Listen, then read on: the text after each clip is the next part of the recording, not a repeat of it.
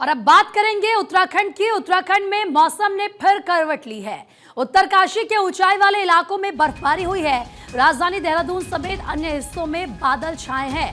आज प्रदेश में कुछ जगहों पर बारिश की संभावना है। तो उत्तराखंड से ये बड़ी खबर आपको बता रहे हैं। वहां पर देखिए किस तरीके से सर्दी का सितम अभी भी लोग झेल रहे हैं। मौसम ने एक बार फिर से उत्तराखंड में करवट ले ली है। उत्तरकाशी के ऊंचाई वाले इलाके बताए जा रहे हैं जहां पर बर्फबारी हुई है।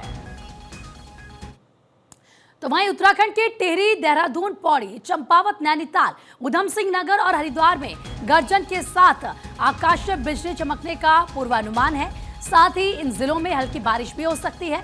मौसम विभाग के अनुसार 3500 मीटर और उससे अधिक ऊंचाई वाले क्षेत्रों में हल्की से मध्यम बर्फबारी हो सकती है। और इसी बीच उत्तरकाशी में बर्फबारी की खबर आ रही है। तो वहीं मौसम विज्ञान केंद्र के मुताबिक देहरादून में हल्की से मध्यम बारिश होने की संभावना है, जबकि शाम के समय मौसम साफ रहेगा। बारिश होने से तापमान में गिरावट आ सकती है। बीते कुछ दिनों में मौसम के पैटर्न बदलने से मौसम वैज्ञानिकों ने चिंता भी जताई है। तो वहीं आने वाले समय में जल संकट का खतरा बढ़ने की आशंका है।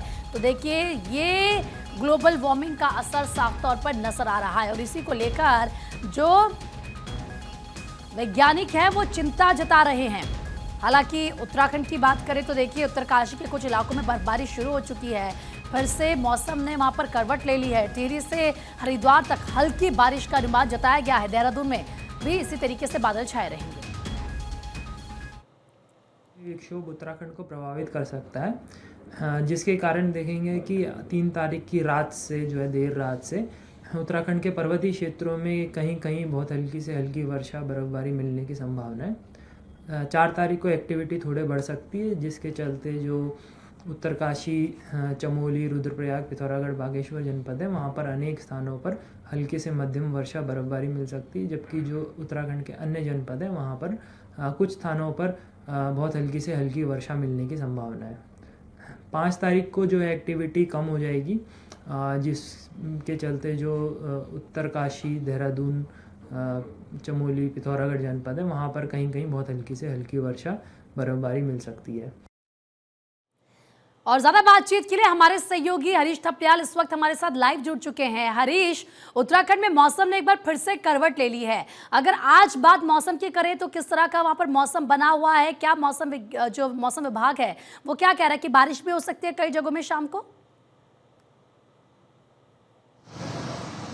बिल्कुल प्रीति, देखिए मौसम विज्ञान केंद्र ने आज पहाड़ी और जो मैदानी इलाके हैं वहां पर मैदानी इलाकों में मौसम शुष्क रहने की बात कही है और हल्की बारिश पड़ने की उन्होंने फोरकास्ट किया है। उसी तरह जो पहाड़ी जिले हैं वहां पर बर्फबारी होने की उन्होंने आशंका जताई है। और जो उत्तरकाशी की जो आसपास की चोटियां हैं वहां पर बारिशें शुरू हो गई हैं, हल्की हल्की वहां पर बारिशें हो रही हैं और जिससे जो है तापमान में भी जो है गिरावट देखने को मिल रही है पहाड़ी इलाकों में। और मैदानी इलाकों में जो मौसम है वो शुष्क बना रहेगा। उधम सिंह नगर, हरिद्वार और देहरादून में भी हल्की बूंदाबांदी हो रही है। और कह सकते हैं कि जिस तरह बारिश होनी चाहिए थी उस हिसाब से यहाँ पर बारिश नहीं हो रही है, क्योंकि ऐसे में जो तापमान है वो अधिकतम तापमान देहरादून की यदि हम बात करें तो 25 डिग्री सेल्सियस यहाँ पर दर्ज किया जा रहा है। यानी कि यहाँ पर मतलब जो जिस तरह ठंड पड़नी चाहिए थी उस तरह की ठंड यहाँ पर नहीं पड़ रही है। और लेकिन अब ऐसे में मौसम जो है चेंज हो गया है और मौसम विज्ञान केंद्र के जो वैज्ञानिक है उन्होंने भी इस बात की आशंका जताई है कि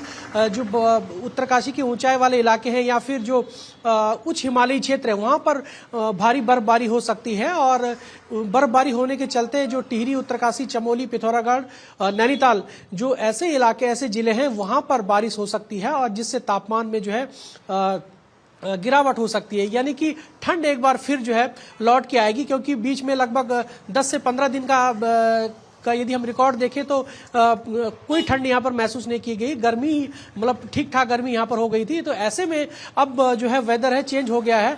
और लेकिन खासतौर पर जो बागवानी करने वाले लोग हैं उनके लिए ये जो बारिश है वो मुफीद है। ऐसे में उनके चेहरे खिले हुए हैं और हरसिल में खासतौर पर, क्योंकि हरसिल जो घाटी है वो सेब के लिए जानी जाती है, ऐसे में उनके लिए बारिश जो है बहुत सही साबित होगी, क्योंकि बारिश के दौरान जो कई प्रकार के ऐसे रोग हैं जो उन पे लग जाते हैं और तरह तरह की यहाँ पर जो कह सकते हैं कि जो फोटोसिंथेसिस है उनके कारण यहाँ पर जो है रोग लग जाते हैं। और इस वजह से क्योंकि अब बारिश होने की यहाँ पर जो फोरकास्ट जारी किया गया है, अब जो है जो सेब की खेती करने वाले लोग हैं उनके चेहरे जो है खिले हुए हैं। प्रीति जी बिल्कुल, तो देखिए जो सेब की खेती करते हैं उनके चेहरे खिले हुए हैं, लेकिन अगर बात उत्तराखंड वासियों की करें, आम लोगों की भी करें हरीश, तो कहीं ना कहीं जिस तरीके से मौसम करवट ले रहा है ये चिंता का विषय भी है, क्योंकि देखिए कभी सर्दी कभी गर्मी और ऐसे में लोग बीमार भी पड़ रहे हैं।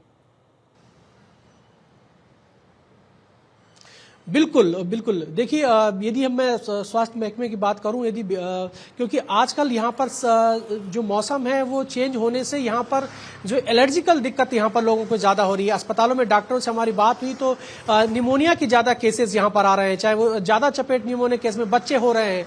यहाँ तक कि जो यूथ है 30 से 35 साल की जो उम्र वाले लोग हैं उनको भी यहाँ पर निमोनिया की शिकायतें यहाँ पर हो रही है। चाहे देहरादून में यदि हम जितने भी यहाँ पर हायर सेंटर है सभी जगह निमोनिया के केसेस यहाँ पर बढ़ गए हैं और जो डॉक्टर हैं वो इसी बात की हिदायत यहाँ पर दे रहे हैं कि मास्क पहने और गर्म चीजों का सेवन करें और अनावश्यक किसी ऐसी चीजें न खाएं, तला भुना न खाएं, बिल्कुल ऐसी चीजों से परहेज करें ताकि आपको जो है निमोनिया की शिकायत न हो। पहले जो निमोनिया पहले एलर्जिकल में तब्दील होती है। आप ख्याल रखिए। बिल्कुल हरीश, फिलहाल आपका बहुत बहुत शुक्रिया तमाम जानकारी देने के लिए। आगे बढ़ेंगे।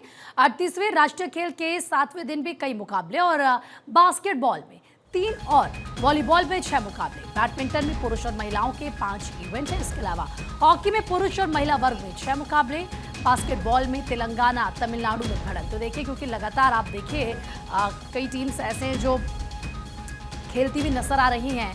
अब ऐसे में जो इवेंट्स होने हैं उनके बारे में हम आपको जानकारी दे रहे हैं। 38वां राष्ट्रीय खेल ये है और 7वें दिन भी कई मुकाबले हैं, यानी कि बास्केटबॉल में बात करें तो 3 और वॉलीबॉल में 6 मुकाबले होने हैं। तो राष्ट्रीय खेल के लिए आज भी कई मुकाबले खेले जा रहे हैं। देश भर से खिलाड़ी अपना सर्वश्रेष्ठ प्रदर्शन करने और बड़े खिताबों और पदकों के लिए आज भी पसीना बहा रहे हैं। तो वहीं इस बीच राष्ट्रीय खेलों में खिलाड़ियों दर्शकों को बेहतर सुविधाएं देने, खेलों को पर्यावरण अनुकूल बनाने के लिए राज्य सरकार ने महाराणा प्रताप स्पोर्ट्स कॉम्प्लेक्स में साइकिल सुविधा भी शुरू की है। इससे कोर टीम, वॉलंटियर्स और दर्शकों को आवाजाही में आसानी होगी। तो 38वें राष्ट्रीय खेलों की पदक तालिका में हर दिन उतार चढ़ाव देखने को मिल रहा है। कभी कर्नाटक पहले स्थान पर आ जाता है तो कभी किस तरीके से सर्विसेज स्पोर्ट्स कंट्रोल बोर्ड पहले पायदान पर काबिज हो जाता है। 6 दिन खेलों की समाप्ति के बाद मेडल टैली में 42 मेडल के साथ कर्नाटक सबसे पहले स्थान पर बना हुआ है। कर्नाटक ने सर्वाधिक 22 स्वर्ण पदक जीत लिए हैं। इसके अलावा सर्विसेज स्पोर्ट्स कंट्रोल बोर्ड के पास 19 गोल्ड और महाराष्ट्र के पास 15 गोल्ड मेडल है। और इस वक्त वो पूरी टैली हम आपको टीवी स्क्रीन पर दिखा रहे हैं। तो वहीं केंद्रीय रेल मंत्री अश्विनी वैष्णव ने वर्चुअल प्रेस कॉन्फ्रेंस में रेलवे बजट 2025-26 की चर्चा की और इस दौरान उन्होंने बताया कि उत्तराखंड को रेलवे परियोजनाओं के लिए 4,641 करोड़ रुपए का बजट आवंटित किया गया है।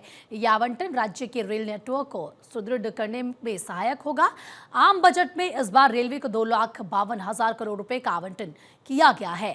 रेल मंत्री अश्विनी वैष्णव ने बताया कि 2009 और 14 के बीच उत्तराखंड को मात्र 187 करोड़ रुपए का रेलवे बजट मिला था, जबकि इस बार ये 25 गुना ज्यादा है। उन्होंने प्रधानमंत्री नरेंद्र मोदी और वित्त मंत्री निर्मला सीतारमण का आभार जताते हुए कहा कि केंद्र सरकार की प्राथमिकता उत्तराखंड के रेल कनेक्टिविटी को और मजबूत करना है।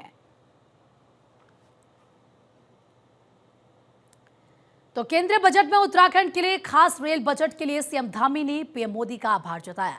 उन्होंने सोशल मीडिया प्लेटफॉर्म पर लिखा, केंद्रीय बजट 2025-26 में उत्तराखंड में रेल नेटवर्क के विस्तार के लिए आवंटित बजट प्रदेश में रेलवे कनेक्टिविटी के क्षेत्र में मील का पत्थर साबित होगा।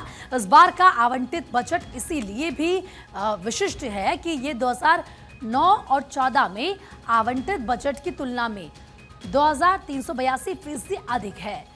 बेहतर रेल कनेक्टिविटी से न सिर्फ प्रदेशवासियों को लाभ मिलेगा बल्कि देश विदेश से आने वाले करोड़ों पर्यटकों के लिए भी पर्यटन और तीर्थाटन के रास्ते खुलेंगे। निश्चित तौर पर इस बार का बजट उत्तराखंड की आर्थिक और सामाजिक स्थिति में सकारात्मक बदलाव लाएगा। समस्त प्रदेशवासियों की ओर से आदरणीय प्रधानमंत्री श्री नरेंद्र मोदी जी का आभार। ये जो पोस्ट सीएम धामी की तरफ से किया गया है वो इस वक्त हम आपको दिखा रहे हैं।